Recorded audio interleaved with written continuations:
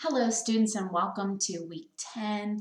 I just want to thank all of you for jumping on this online ship so readily and for doing such a great job just adjusting to everything last week.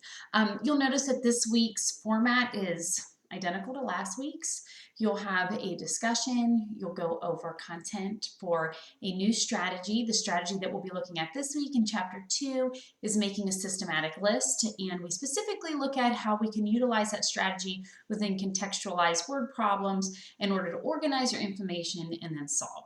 So I ask that you read that chapter, then that you watch the videos that I recorded that are embedded within the PowerPoint as YouTube links for the practice problems. Then I ask you to practice a set of problems from the problem bank at the end of the chapter. And if you don't have the book, no problem. I have scanned the problems from the end of chapter 2 and uploaded them into the file that is on the left toolbar in Blackboard called Copy of Textbook Problems. So you can access those there.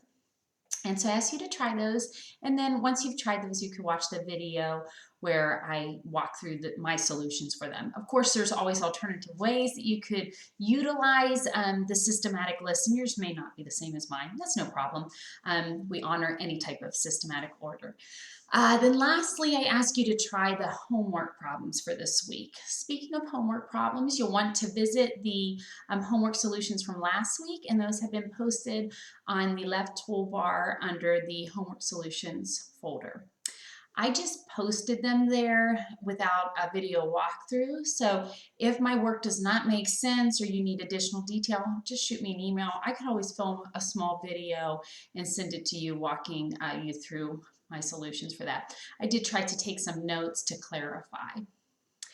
Speaking of videos, so this week I did things a little differently in the very first PowerPoint where I was walking you through the problem solving process that I use for each of the practice problems.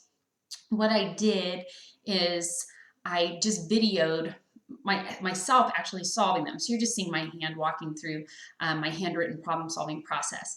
For the most part, it's clear, but I feel like it's a little bit blurry at times. It's still, I think is, it's clear enough for the most part. I wanted to let you know that I'm working on that because I'm filming from home now that I'm homeschooling 5 of my 6 kids.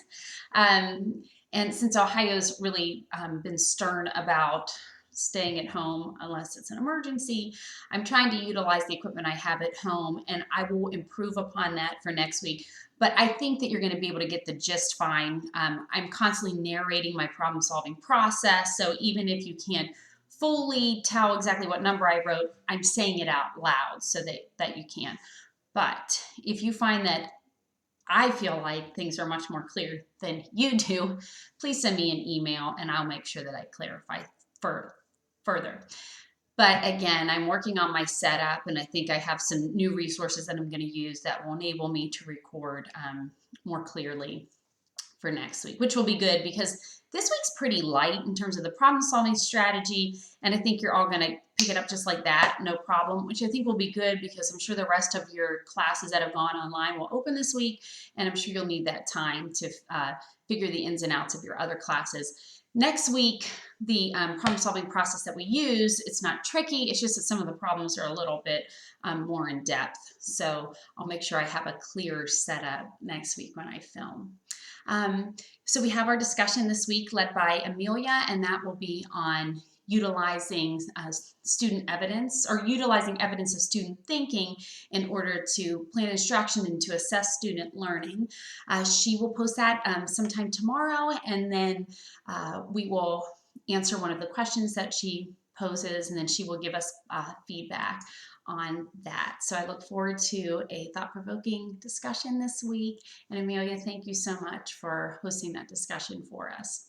Thinking back to last week when we discussed productive struggle, I continually want to try to talk about how you can utilize these different concepts in the book within your instructional unit or mini learning sequence that's due mid-April.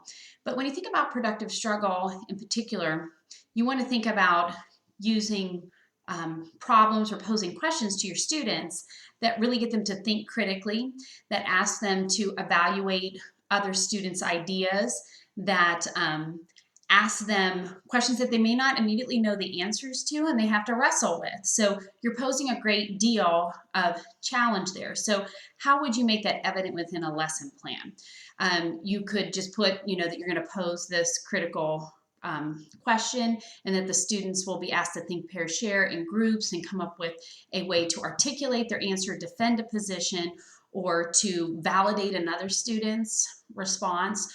Those are all evidence that the students are really engaging in higher level thinking, which naturally brings with it some patient problem solving and productive struggle. So if that's included within the during portion of your instruction or somewhere in your assessment with the type and nature of questions that you ask. Those are different ways that you could utilize that tactic within your learning sequence that you're developing for the class. I believe that that is everything for this week.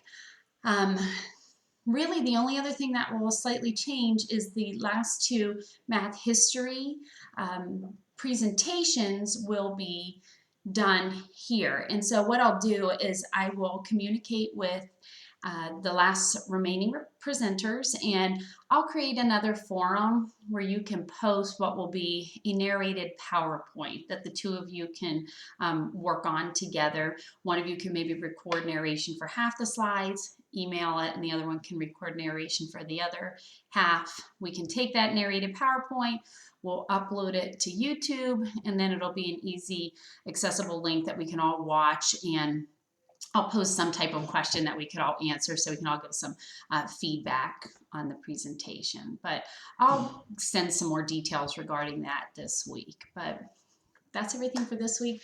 God bless you all. Thanks for hanging in there. I hope that you're all staying safe and well. Know that you're in my prayers. God bless. Bye.